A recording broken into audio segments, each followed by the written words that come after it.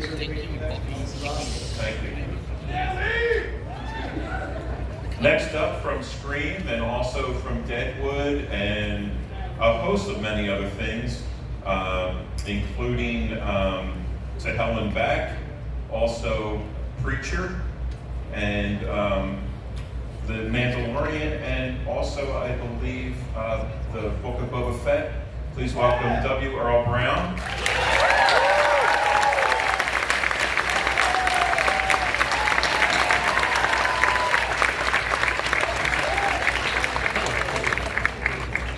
And last but certainly not least, the guy that basically saved my ass, David Arquette.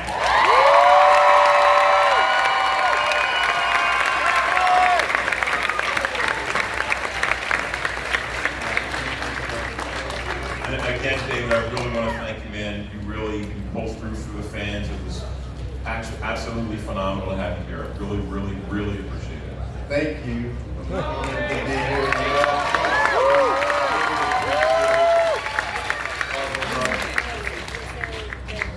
So what we'll do, if you have a question for any of these stars, please raise your hand. If I call on you, if you would, stand up and try to project. We don't do the thing where you run around with a microphone, and we found that if we put a microphone at the front and have people line up for it, everybody gets stage fright, and we never get anybody to line up for it.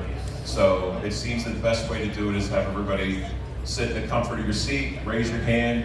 We call on you, stand up and ask your question, but try to ask it loudly, and I'll try to repeat it so the entire room can hear it. So who wants to go first? Right here?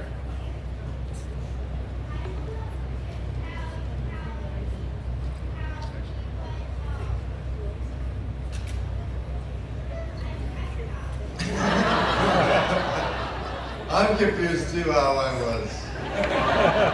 And there's a lot David has forgotten. Earl remembers everything though. Okay, who else has a question? Over here?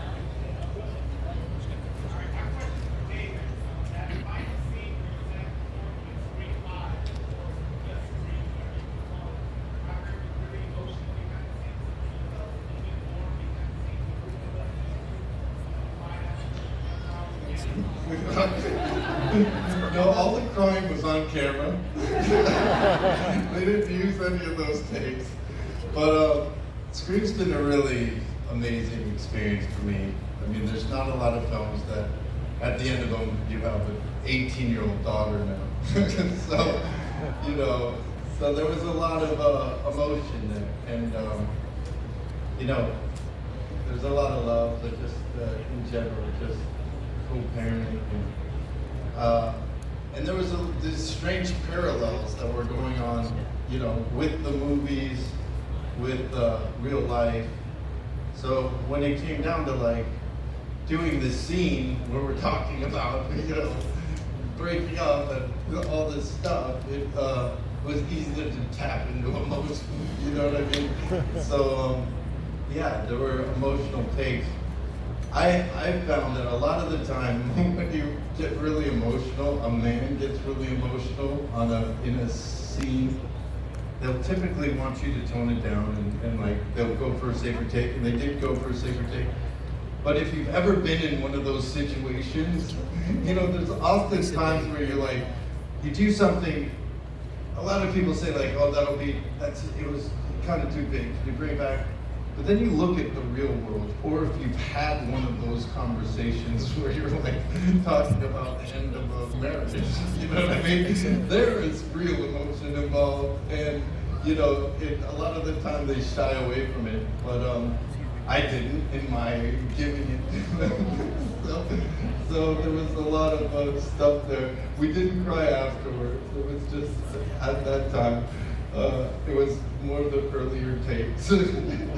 At one point I was like, I have a question for you. Hold on.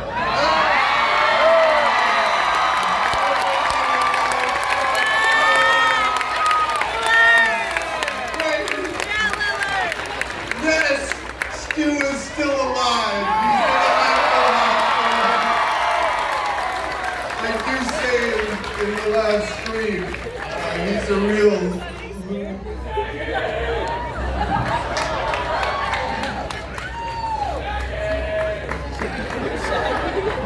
Oh yeah, incredible. I just love the irony that the very first question asked emotionally cuts you like a fish. Oh yeah, and that was my line. I made up the line. Maybe you're the killer because that cut deep. That was in the scene because I read the script, but when the kid said it to me, Dylan, I was like, ugh. Oh, that was painful. Again, life imitating art. I'm gonna ask. I'm gonna move around the audience. Where are we at? Hi. Sorry, I was like, Please, you are the greatest. I- No, he's not the greatest at all these conventions. I totally agree. Thank you. I'm gonna go around. I don't know where we're at in the Q&A process, but I'm gonna just jump in and start letting people ask you questions from out here. I want to apologize to you though, Matt. Why? What's For one convention we did, I was joking around about your D&D love. I love D&D too. I don't play it like you do, but I've always felt bad about that. I've been waiting 7 years to. You guys, who has a great question for the cast of studio? Hi, what's your name? I'm Dan. Hi Dan, I'm Matthew Lillard. I'm an Aquarius. What's your question? Hey, you're the first question. Don't fuck it up. You ready? Sorry, kids. I sometimes cuss. Noise. I was gonna ask if you're ever gonna dye your hair blue again.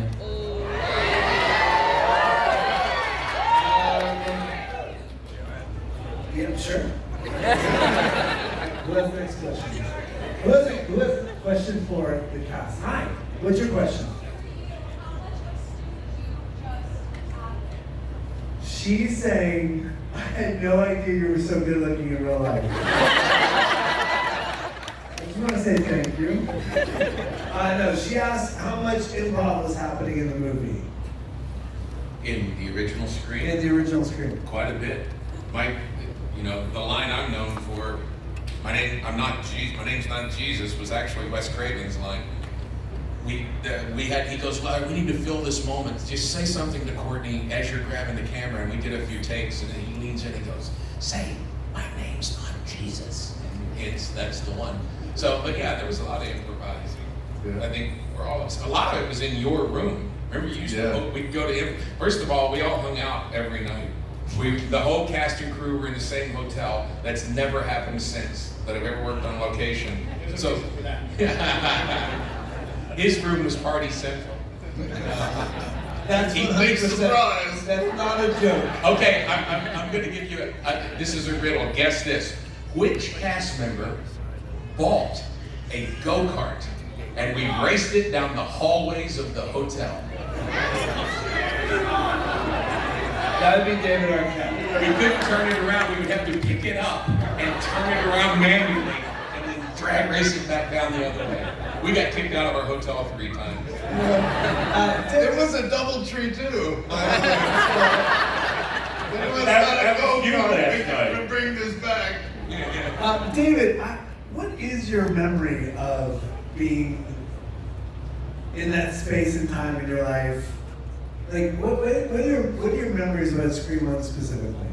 Oh man, so many. But I don't know. We were all just so like excited to be there. We all just gelled in such an incredible way, and just had a lot of fun, laughed. And it was like 90s.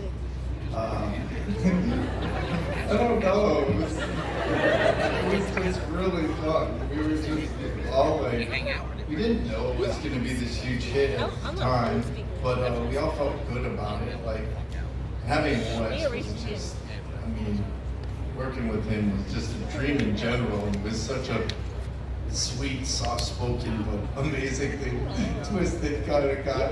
Like, his sense of humor, he's like a professor, really. But, he has this wicked sense of humor and this incredible love for music and film and horror. he just loved scaring you. You know, it's really what he loved doing in the most sort of technical way.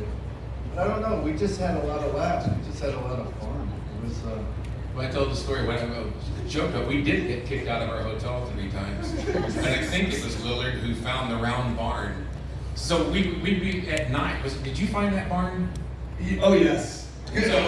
So security would come to his room, which is normally where we were, and go, all right, you guys, look, we have other guests. You have to please tone it down. Because we'd be doing shit like climbing the fence and jumping in the pool at 3 in the morning and just all that. So he found this barn, which is about a half a mile away. So, you know, at around 11 o'clock when normal people would go to bed, or before we would get them, we're like, load up the cooler, grab the jam box, let's go to the round barn. So we watched the sun come up. Yeah, you have to understand that we shot nights. Yeah. And we were 22, 23, 24 years old. So we would get off of work at 6 a.m. And what do you do when you get off of work at 6 a.m. when you're 22 and you have a pocket full of money? You drink like idiots. And buy $2,500 go-karts to race down the hallway one way. I mean, it was incredible. I don't know if you know this. We would walk into your room every week. First of all, we were in your room every night drinking. But like we would get like cash for per diem. And then David would go to like some random store somewhere in Santa Rosa and buy the weirdest shit you've ever seen. I decorated the whole room in black light posters, lava lamps, and like black lights with them, and like beaded curtains, like the whole thing. You had a boat that was the size of the table. Yeah. This enormous like boat. Yeah. I had, like, It was very strange. Yet remarkable. I do think the thing that's interesting about that whole thing is that nobody knows, or nobody knew in that moment we would be here celebrating that movie 25 years later. It's weird about this production. Everything that you fantasize about, man, it'd be cool to work in movies, man, it'd be so much fun to go and play and hang out with cool folks and do cool shit. That's exactly what this movie was. You know, because it was a low budget, nobody had any expectations, nobody was a big star except Drew, and she got killed in the first week. You know, Friends was starting to explode. You could feel with Courtney it was starting to become like that. But, you know, we had just loads of fun. So, and it shows. And here we are. I think that's a big reason why here we are. I agree with that. Yeah. And because of you guys. Who has a question on this side? Yeah. What's your question? Look, clearly you guys, like we just said, you didn't know it was gonna take off. Everybody here knows Jason, Freddie, all that other stuff. Who was the people that, you know, David Arquette, I'm looking at you, you're a good dude. Who scared you when you were a kid? When I was a kid. The guy that flashed me when I was selling maps to Stars Homes. Yeah, that guy scared me. I was like 11. Yeah, that was creepy. One of the funniest stories is, so I sold maps to Stars Homes, but then when I finally made some money and bought a house, then these buses from the Maps to Stars Home started going by my house.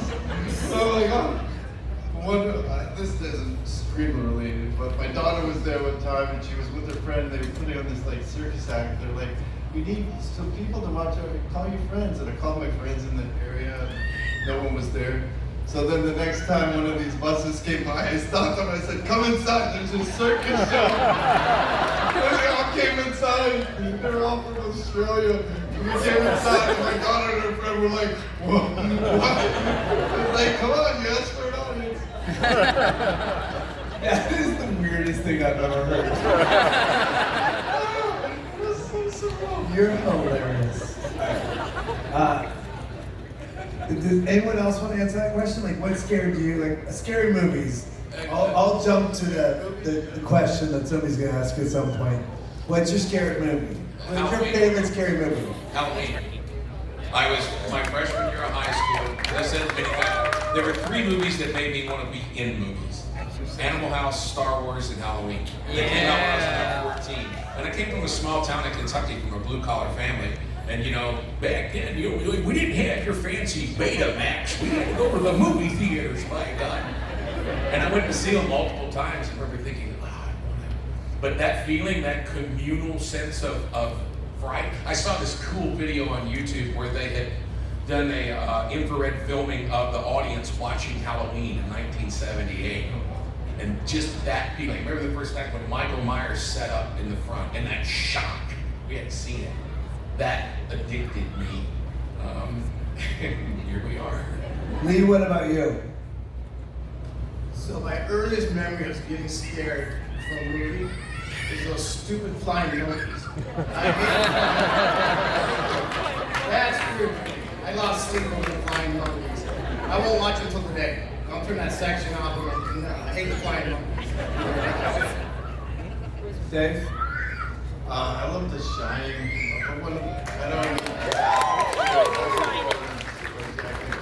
And Jaws, like when I was a kid, like when that first came out. Jump scared the shit out of me. Dave, how about you? Me? Yeah. Mine was probably Christopher Lee's Dracula Has Risen from the Grave. I was raised Roman Catholic, and in the beginning of that movie, this vampire victim girl, the bell's ringing, and the kid's pulling down the rope. There's blood coming down the rope. And then all of a sudden, this girl drops out of the bell. Scared the shit out of me. And it would scare me because we always, the cross and all that stuff was supposed to repel Dracula, and the fact that he could get into the church and put a victim in the bell, like, just changed all the rules for me. But then you find out later why. Right. I hated The Exorcist. Your puppy's cute. Alright, who has, you, what's your question? Yeah. Go for it.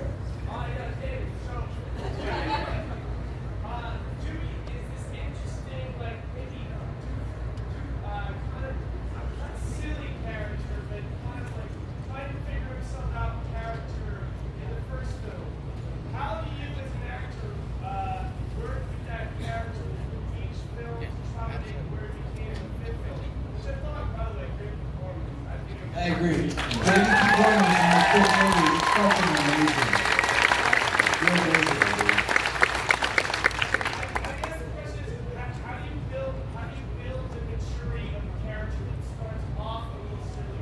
How do you build to where you're going?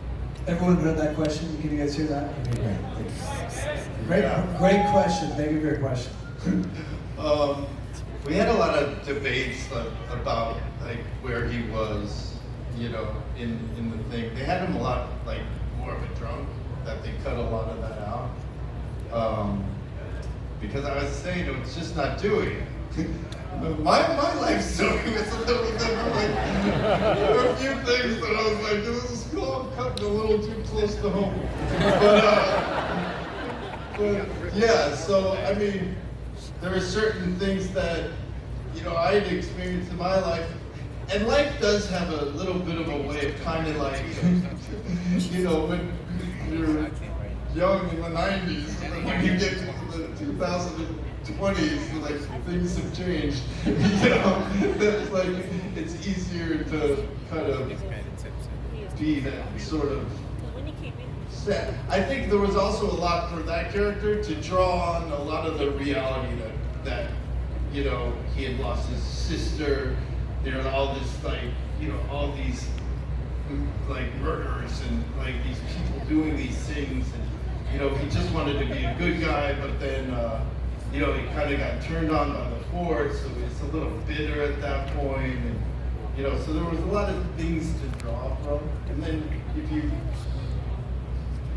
draw from your own life experience, you can kind of like go there,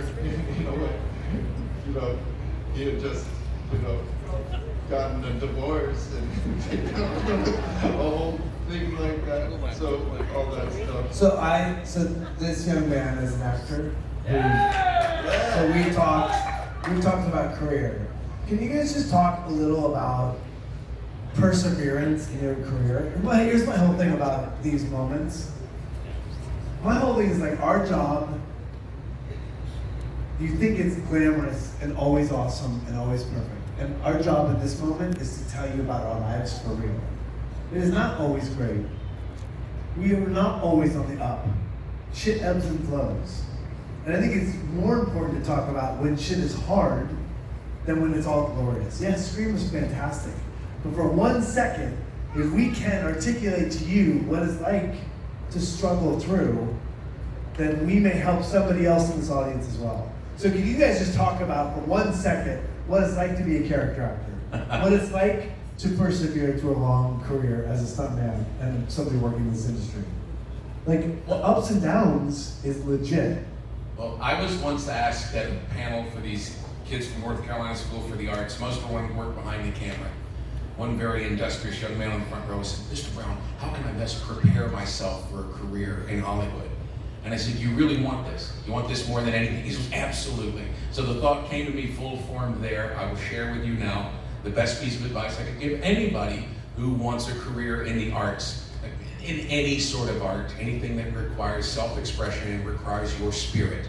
What you need to do to prepare yourself is to recruit about 10 or 12 of your friends, people you trust, that you know well, and you line them up, one right after the other. And then you stand in front of them, spread your legs, and have each of them kick you in the nuts as hard as they possibly can. And if you get through all 12 without being in a ball of tears on the floor pleading for mercy, you're ready to get started. If you cannot take rejection and failure, this will kill you. So you just have to learn to... Oh, there he is. Behind your kid! Behind you!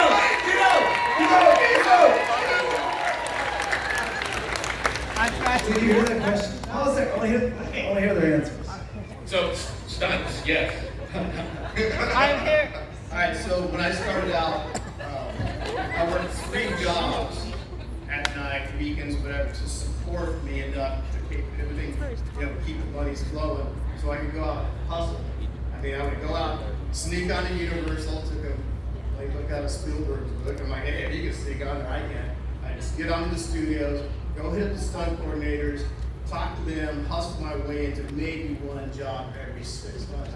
And for a year and a half, I worked 3 jobs just to support my stunt addiction, right? And then finally, they let you in the coffee shop. They knew you got to get into Screen Actors Guild. That's a whole other ball of wax at that time, right? Yeah. So we had to get into that, and it was just perseverance. You just have to hustle and grind, and then they finally go, hey, come on in the coffee shop.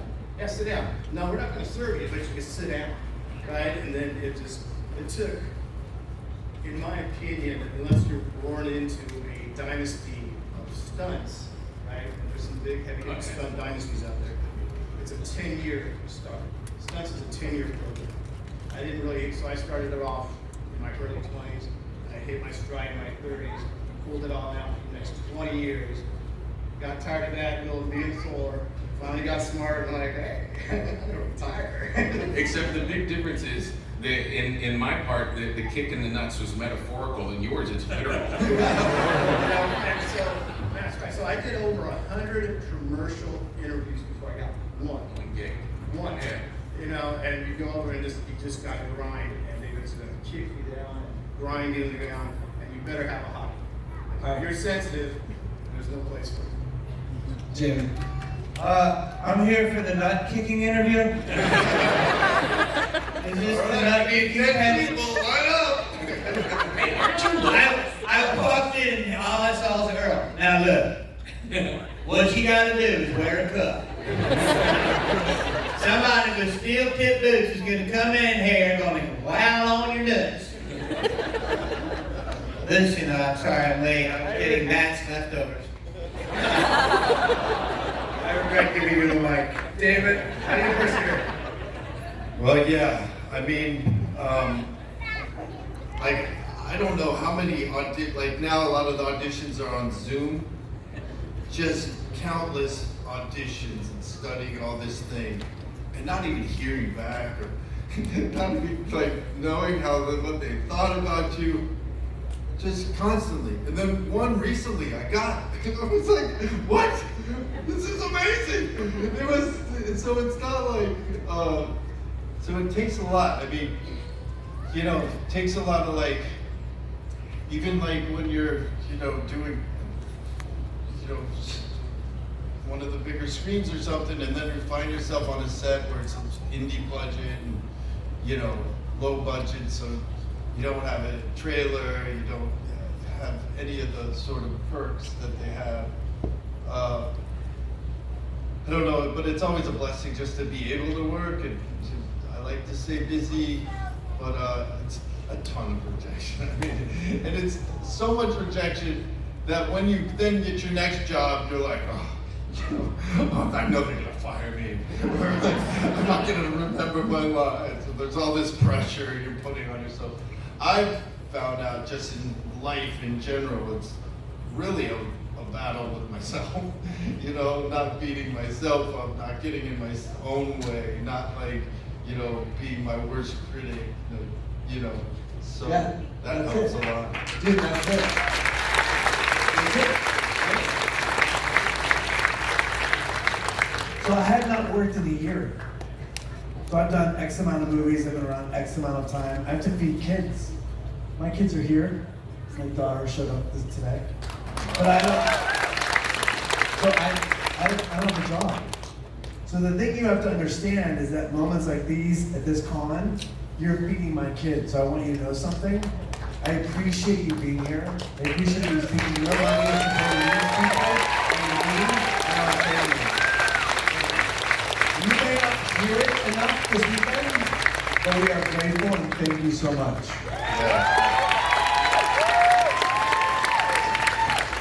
Just real quick, my answer to that, by the way, when you are lost and you're creative, what you need to do is find other people like you. That you are a fucking pack of creative people, but you have to find your pack. Travel with people that are like you.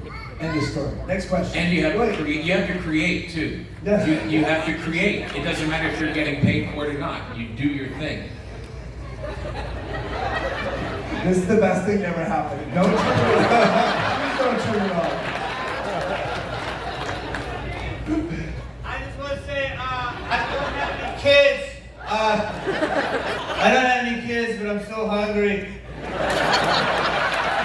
So I'll just say, do you have to have a kid to make a couple extra bucks? Who wants a combo?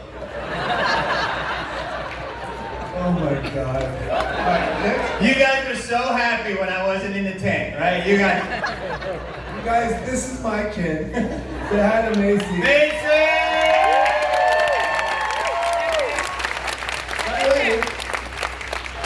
They just spent the last 6 weeks training as an actor.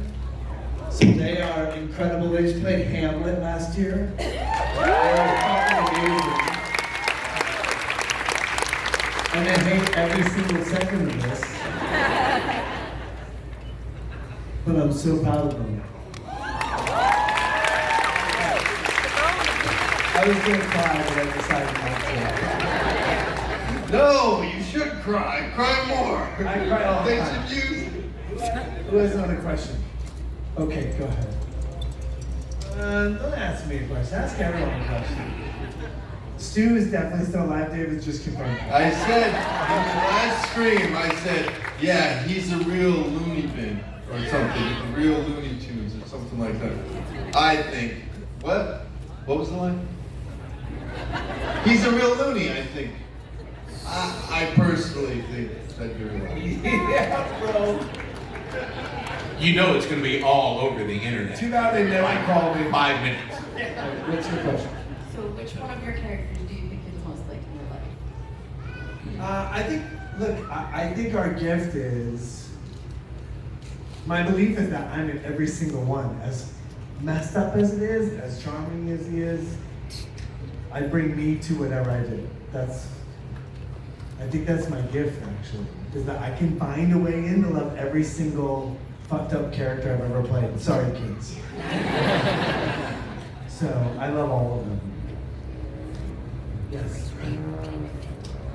Is, was there ever a day when you guys were filming anything that you just were could not stop laughing? Like, He's got something good. Yeah, all the time. It's serious. That sense of fun permeated every scene that we shot, not just our off hours when we were there. And yeah, I can remember. I remember stifling a laugh because I was watching on the monitors with you, and when you hit me, you fucking dick. And I was at the monitors, like biting my lip, like, oh, God, can't laugh. So yeah, a lot. Skeet's not here. Fuck Skeet. Sorry, I love Skeet. But it's always better when he's here. Can someone put that on YouTube, what Max just said?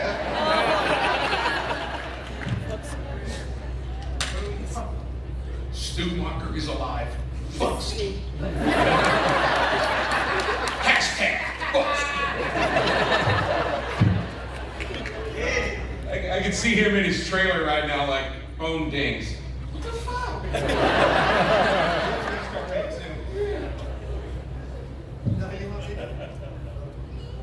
Next question.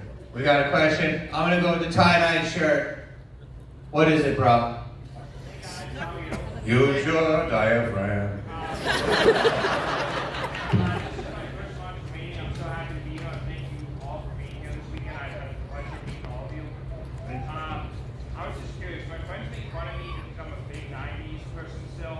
I love 90s music. So I always say the wedding song that is going to be played at my wedding is Whisper to the Scream by Soho. So I'm just curious, in the original Scream soundtrack, what is your favorite song on the original Scream soundtrack? What's your favorite one? Red. Oh yeah. It's just like Does anyone know any other song? But to me, the soundtrack of this production was the Fugees album because he played it all the time. I will say that album dropped while we were shooting, and I have very distinct memories of driving to San Francisco with you, Nev, and I, and playing Fugees, and we wrapped at like 5 in the morning, like, let's go to San Francisco. That's a weird thing to do. But that's what we're Who was the third wheel on that trip? Randy. It wasn't just a character. Let's go to San Francisco. Be my wingman, all right? Love, Nev. Mason, close your ears. That's not true, level. No, I know. God, that's kidding, guys. Please don't put that on YouTube. What is your thing with YouTube? Okay. You guys, we have 3 gifts to give out. What's the best way to give out gifts? Trivia is not bad. Trivia is not bad. I don't think Who has the most random question on Scream Trivia? Where's Sean Clark? But you have to. Is it trivia? Isn't it a question about me? Which you win. No, not about me. I'm kidding. Do you have a trivia question?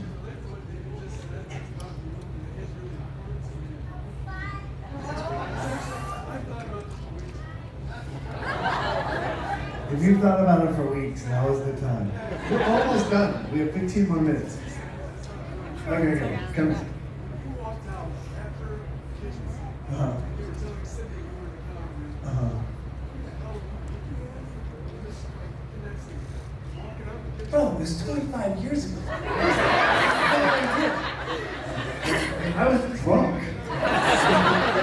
Do you have a trivia? Oh yeah. Okay. What's your question? Okay, so for the first Scream movie. I made a mistake.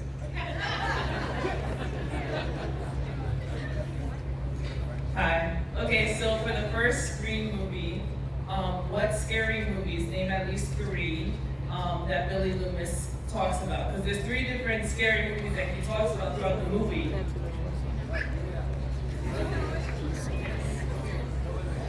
All right, who has that answer? We have a flag for you. I saw you first. Hold on a second. Come here. Give me the answer. All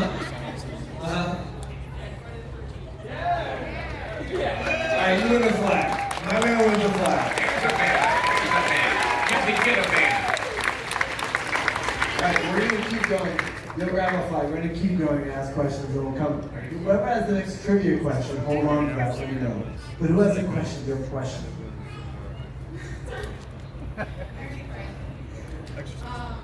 So out of all the Scream movies, out of all the deaths, which one was your favorite for everyone? Where did David go? He's handing out a flag. I will tell you my least favorite. When they killed David, I thought it was a big mistake. Except they killed him in the first one too. They did. Yeah. He was dead in the beginning, and then the studio liked him so much, like, you know what, you need to keep that doobie alive.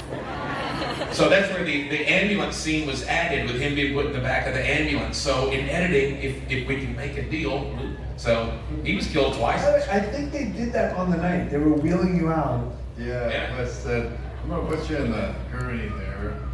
Just hold your thumbs up. We're not gonna know if you're gonna make it or not, but see how it goes. I can tell you my least favorite death. It was mine, because that meant no sequel for Earl. And that meant no sequel money for Earl. You were in the second one, Dick. No, it wasn't. They talked about me. You don't get paid for them talking about you. Trust me. Because if they did, Steve's gonna be making fucking millions right now. Fuck Steve. Hashtag. It sucks to not make the sequel. What was your favorite death? Of all the, I mean, can you beat the Drew Barrymore like shot? Oh yeah. I mean, it really wasn't like the start. Well, that's the one. Tell the story about Wes almost getting fired from that scene. I don't know that story. You tell that story. Well, having just read the Harvey Weinstein book, I read more about it. This was made for Dimension, and it was the first time that they had ever made a horror film. Bob Weinstein was overseeing it. And so they hire Wes, they bring him on, they got Kevin's script, we're shooting. Unbeknownst to us, who were lunkheads partying at the barn up the road, Wes was editing all during the day and shooting all during the night, because they saw the first few days of dailies and they were going to fire him. Bob Weinstein said, I don't see a movie here. This is crap. I don't see this. And Wes said, trust me, it's there. So that dude was burning the candle 24 hours a day for well over a week to cut together the opening segment. So he cut it together, put temp music, and sent it to him. Well, Weinstein calls and goes, what do I know about horror? Nothing, this is brilliant. So not only one of the most iconic scenes in horror, but one of the most iconic scenes in film was that opening segment of that movie. And Wes Craven came this close to being fired over it. So that shows you nobody knows nothing. I like Tatum's death. Yeah. So good. I'm sure you do. Okay. What, you have trivia? Okay, what's your question? So I have a comment to what you said in the beginning. You are handsome. So I have a comment and a question. Number one, at the beginning, you are handsome. The cast is probably one of the most sexy casts. Wait, does that mean dead or alive? Fucking skeet. My question is, so you guys did not know that this movie was going to do well. So do you have a memory of when you knew that this movie Great question.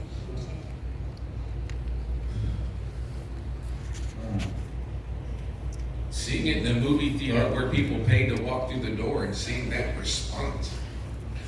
I kind of remember we were making this movie, and it was like the coolest thing that you can do, how to make something like this, is you have to kind of make it out of left field.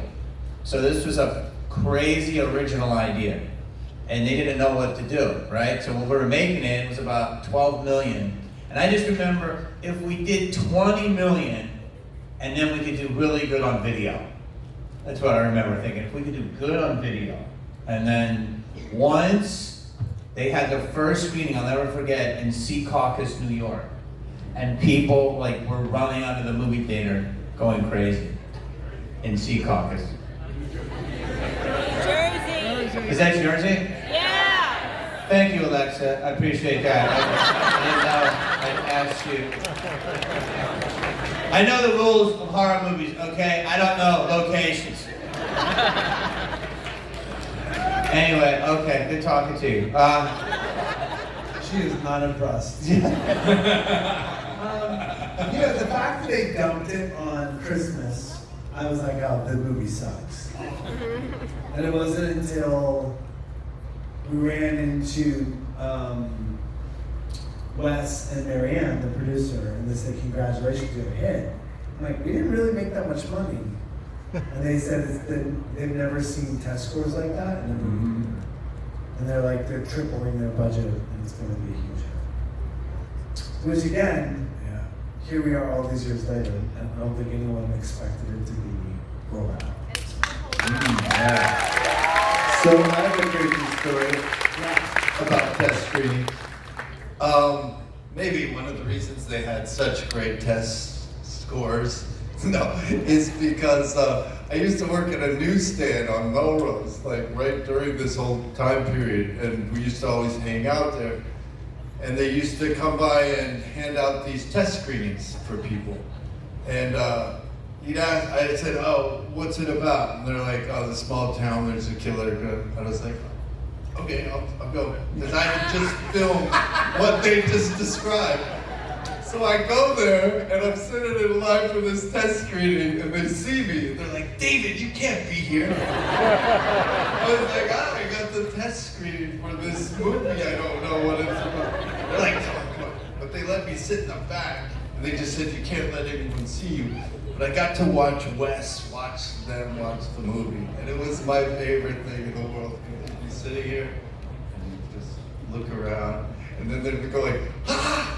And then, ha ha ha, like, you'd get the scream laugh thing that you'd always get, and he would just be like, so it was just so awesome to watch Wes watch his film, and I would have a reaction from the audience.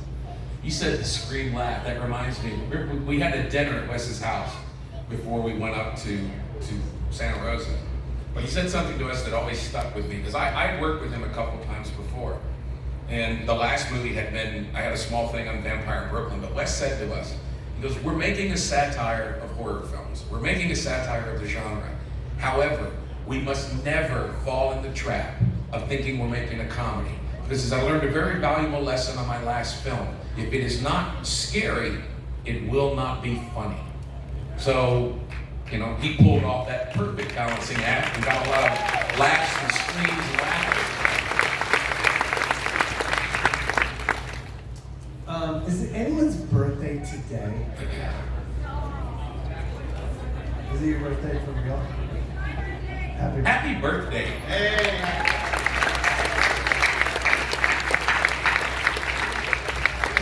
We're coming to the end of our experience. Yes, we'll go an extra 5 minutes.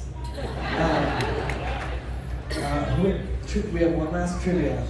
We're gonna need another last trivia. Your eyes are so freaky. Who has a question though? We're into the last of the questions. So don't suck.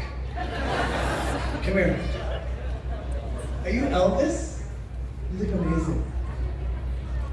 Oh, that's amazing. Everything everywhere all at once is good. Hi. I would love to hear a little bit about Never Been Kissed. That's like my favorite movie for all of my life, so I would love to hear about it. Really? That's you. Oh man.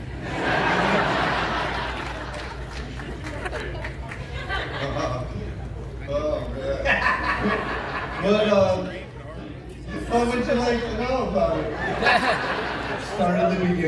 Where were you?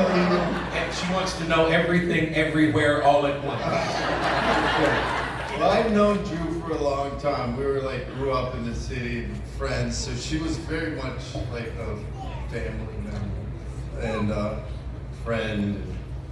So that opportunity when that came up to play her brother was really, there was a lot of love. And almost like, and watched her grow up to a certain degree. You know, we all kind of did in general as film audiences, but then getting to know her and then finally seeing her like, you know, blossom into this, you know, incredible person and businesswoman and actress. So it was fun. I mean, it was really a great. Do you want to hear a horror story about it? Yeah. All right. This is like. But Courtney was filming a movie called The Runner or something like that about some gambler. She had some love scene, and we were like, I was up there with her, and we this is really scary. Some of the kids might not want to hear it. But we got into like an argument about this love scene. And I for a lot of my life was very self-abusive. So I grabbed a wine glass and broke it over my forehead. Because I'm insane. But I got all these like, I had stopped to start Never Been Kissed. So all this blood, it was like the craziest wrestling blood ever. And I went and got stitches and everything. And then I had to go to this set. So in the movie, my bangs were like this, covering up like 18 stitches. So I hope you like that.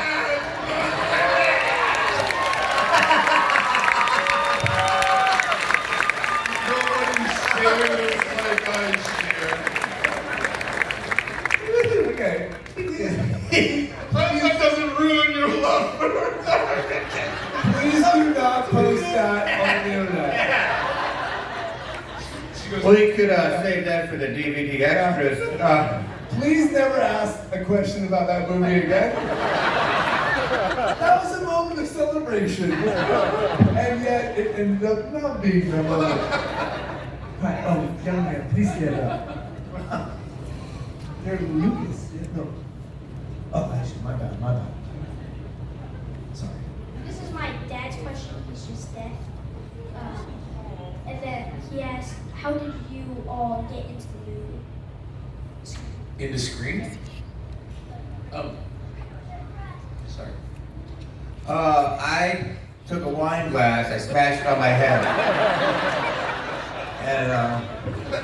And you look already dead, so I auditioned multiple times, and because Wes Craven liked me, he gave me a break. It was really, he gave me a career because of that. I was very lucky. Me too. Dewey was written as this like big like football jock. And I was like, I think I could do something different with him, Wes. And he was like, wow, what do you think about it? So yes, he too gave me a career.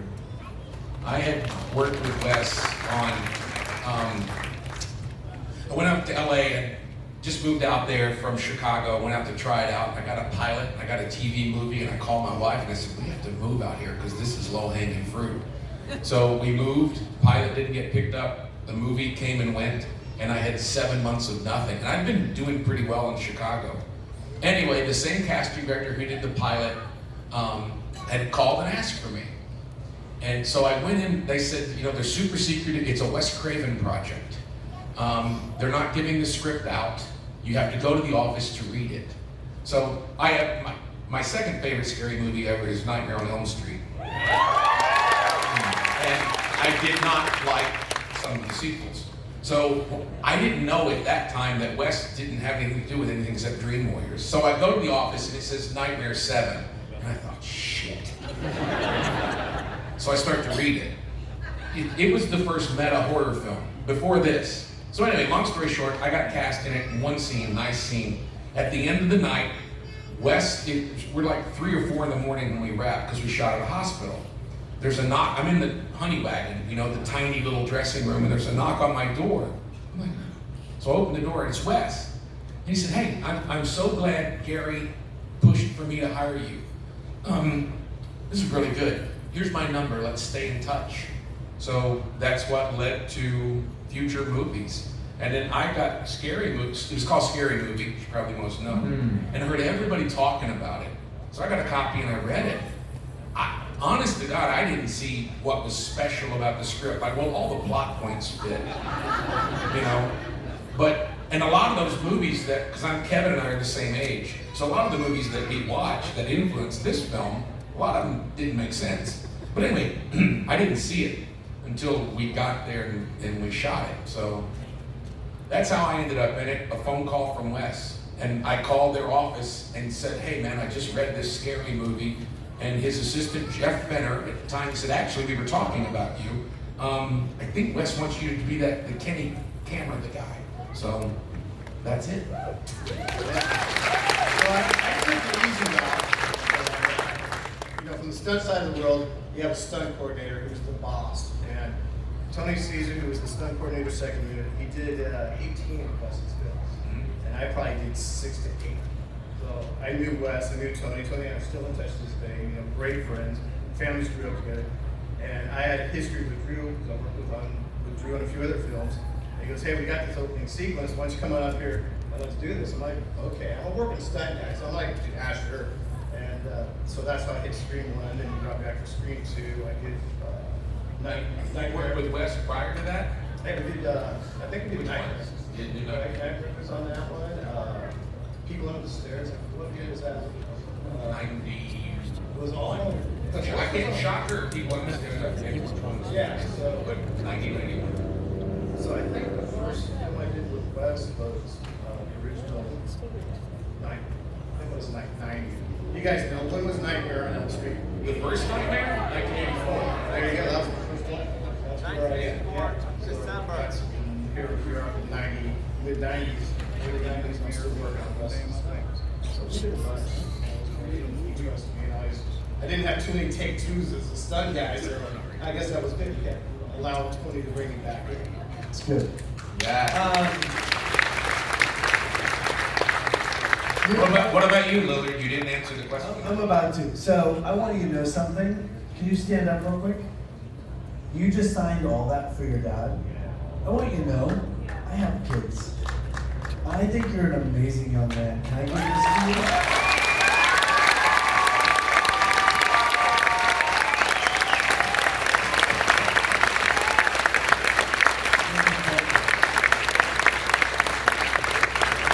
I want you to know, that's what you do with your life, but you're a remarkable young man.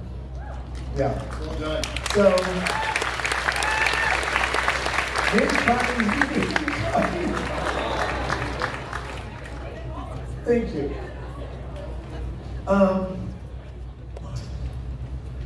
That's Riley. So, 2 things. I auditioned for Ski Troll and I didn't get that shit. Because hashtag. No, I auditioned for it. They said to me, hey, will you come back in like 3 hours and meet Wes Craven to audition for this other role? Here's 15 pages of lines.